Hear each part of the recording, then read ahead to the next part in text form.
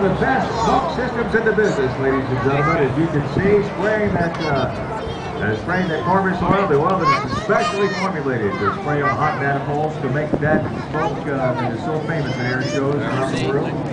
There's nothing wrong with the airplane. It's supposed to happen. They're coordinating back and forth. And you will see the kind of coordination it takes to fly these kind of precision formation aerobatics. Where are they? The distance between the aircraft. And the signature aero shell team maneuver. I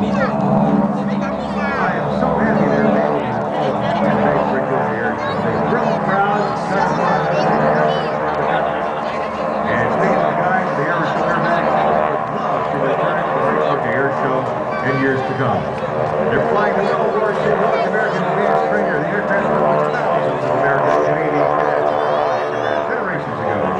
Now early audiences everywhere.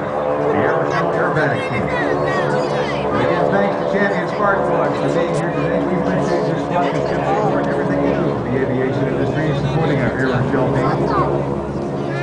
The lead pilot is Alan Henley, performing at air shows since 1980. Right wing, Mark Henley, at air shows more than 10 years.